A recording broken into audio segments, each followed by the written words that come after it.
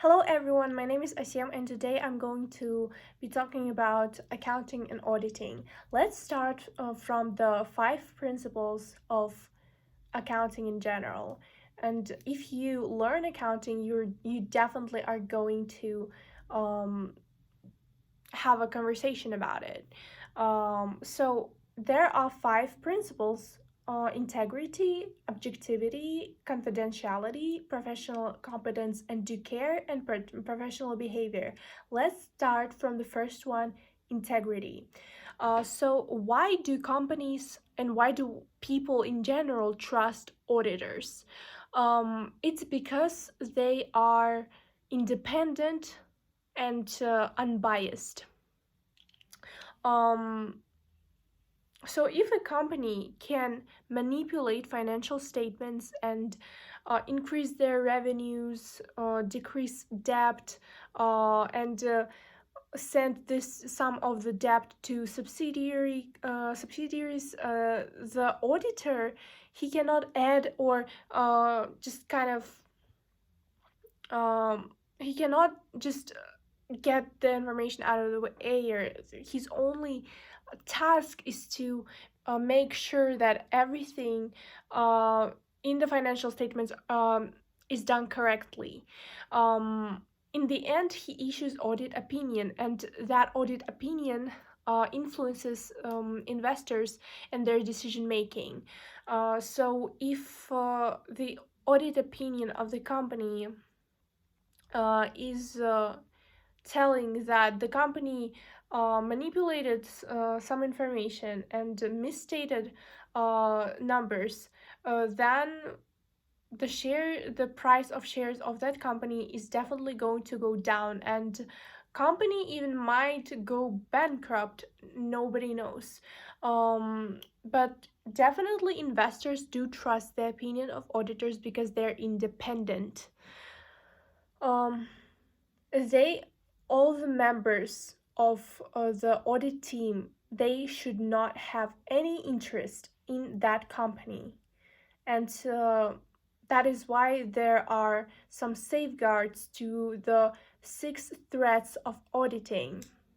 We will talk about it later. So let's move on to objectivity. So um, here I must talk about professional skepticism that all auditors have. Um, Professional skepticism tells us that we cannot trust any information without evidence, and we definitely check and challenge everything that we know and everything that we see, because we cannot just trust anything that is written down on the paper, because companies can literally make up the numbers and hope that nobody would notice. um, and the job of a professional auditor is to be very skeptical about the provided information and challenge everything, check for the evidence, get the proofs, go to the previous auditing company and ask for their methodology and so on. So definitely an auditor should be objective, which means that um, he should definitely trust only um, his own checking. He cannot be biased and favor any company, even if auditor worked with that company for like 10, 20 years. He cannot trust the company just because of the amount of experience they've had with that company, and even if the company have has never let down the has never like misstated anything, it does not mean that we should trust them more, you know? So next one is confidentiality. Auditors check a lot of sensitive monitor information that client company does not want to disclose and does not want anyone to know about. Confidentiality is so important that you cannot talk about anything that you know about the company outside the auditing process. You cannot talk about it with your spouse. You cannot talk about it with your friends. You just cannot talk about it with anyone outside the outside the members of the audit team while working on that audit process. So confidentiality ensures that any information about the company will stay between the audit team and will not be disclosed to the public and anyone else. So, next one is professional competence and due care. Professional competence means that you acquire the needed knowledge to make a professional, right, um, audit procedure. You know US GAAP, UK GAAP, IFRS standards. You know internet all the international standards and rules. You update yourself on the new information that comes out. You check the sites. You check the books. You are always updated on some important news in this sphere. Um, and you actually are very educated on the topic. So next one is professional behavior. Auditors must avoid anything that can discredit their profession. It means that you should follow all the all the ethics, all the laws, all the moral principles that come with your profession. Professional behavior is just uh, mm, it kind of includes everything that was above, but it's like being that it's about like being that person, who knows every law, who knows every standard, who knows ethical behavior, how to be non-biased. It's like all of this. um and yes, let's move on to the threats.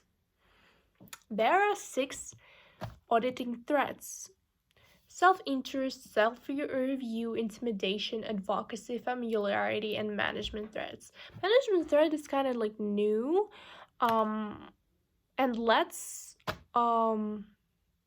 start with like self interest. So, by the name, we can understand that self interest is when an auditor has some benefits that he can acquire from the client company, and that it is in his interest to provide a good audit opinion in order for the price of shares of the company to go up, in order to the employees of the client company to get paid more. Self interest is, for example, when your husband, when you're like close relatives, and by that I mean husband or wife, parents, siblings, and children, like daughter or son. It's like the closest, because we discussed that if actually it will include all the relatives, all the friends that we know. It's actually like it limits um it limits the opportunity of working, and it's just not convenient. So the closest relatives, like um they cannot work in the client company. It just cannot happen, because no matter if you're trustworthy, if you're fair, if you're independent, if you have close relatives in the client company, you cannot conduct an audit of that company. Or if you have shares in the client company. So in order to kind of proceed to be a team member of an audit. You must sell your shares. Um, yeah, you must sell them. And also, before the audit process, you will be actually asked, do you have shares of that company in your portfolio? And if yes, then either you sell or you are not the member of auditing member, because it is a safeguard in order to avoid the self-interest threat. So let's talk about self-review threat. Self-review, for example, uh KPMG. Like I work in KPMG, and we have tax department, we have consulting department, and we have um auditing department. So self-review means that, for example, me as a member of an auditing department, I also check the tax department. Um, and this creates self-review threat, because um, if auditors check their own work, it's definitely increases the opportunity for errors that are not um, seen, because it is you who have done the work. So also some companies that are not very big, and not very competent, they think that if they pay so much to the auditors should prepare the financial statements for them. um, but it's actually not allowed legally to do that. Why? Because of self-review threat, and because of the meaning, like we cannot prepare financial statements and then check ourselves, because it doesn't make sense. Because of course we're going to say that everything is right, and we can actually miss out on little errors and mistakes that we can make because we made them, and we think that we we trust ourselves, and we think we will not make a mistake, and that actually can be um, can create risks for the right um, right audit opinion and inspection of the financial statements. So let's go to the intimidation threat. For example, I'm KPMG, and Nestle says that we have been working with you for like 10 years, and if you um, do not provide a good audit opinion, then we will never work with you again. Okay, so what is the safeguard for this particular moment?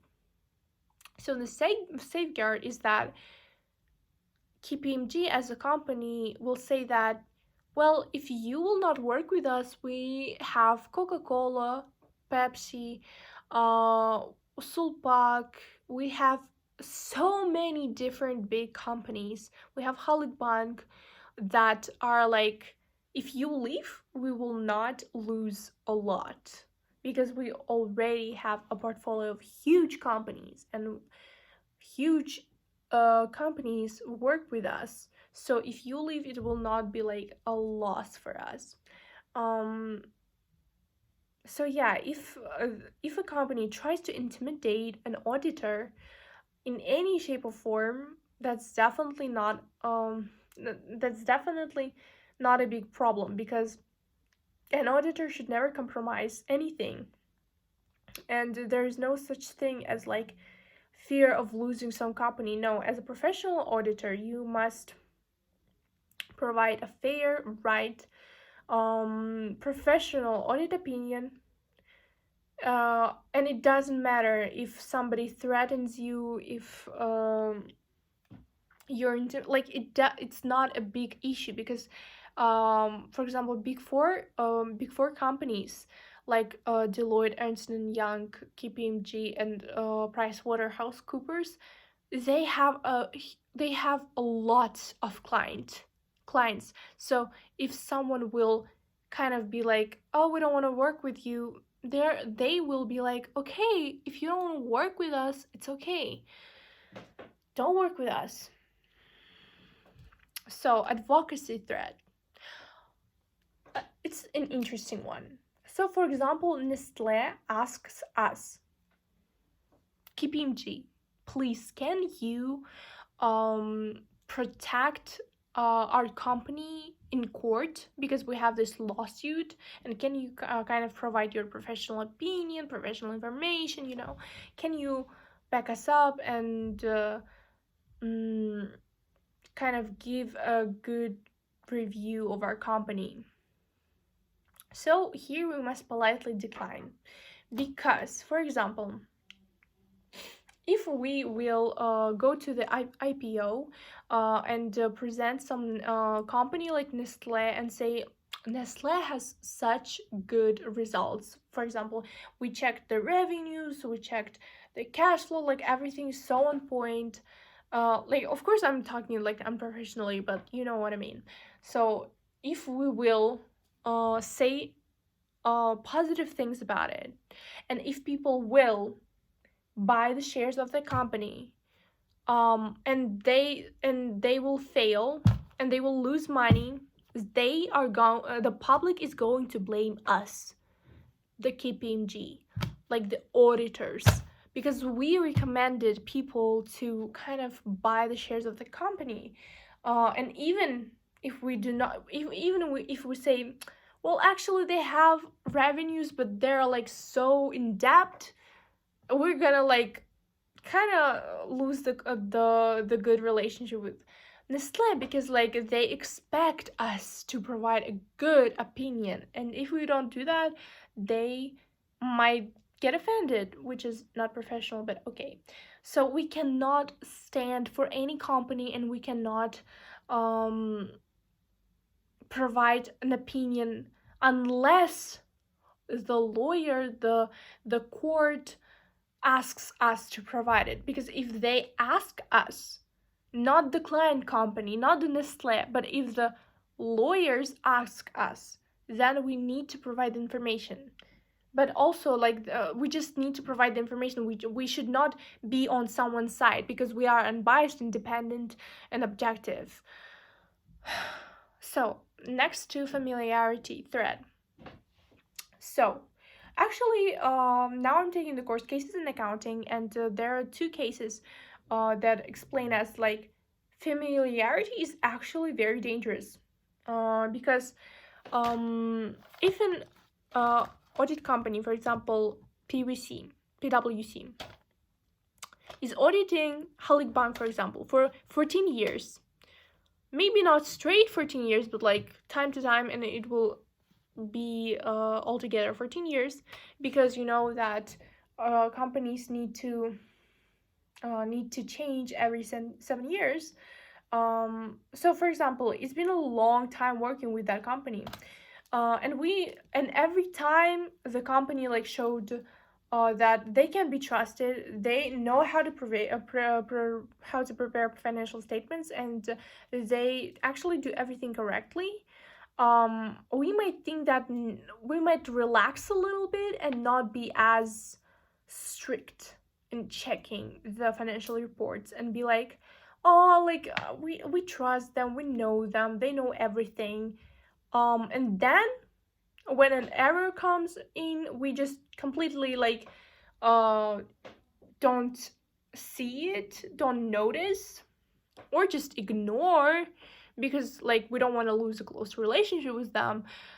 So that creates a familiarity threat, because it's not professional. Like, we need to be on our toes, working on actuals, and be like very attentive, and not be like, oh, like we should not relax, like we should not uh be trusting these companies, because a lot of cases are when the company completely misstates the information completely. There's a fraud happening, there's debt, there is a lot of illegal situation happening there, but like the audit, like for example Deloitte, completely ignored all the signs. Like I was talking about Adelphia case, and this Deloitte company, for example, like, okay, I want to talk about Adelphia case in the next video because this video is way too long. So thank you for watching, and I'm gonna shoot the next video right now.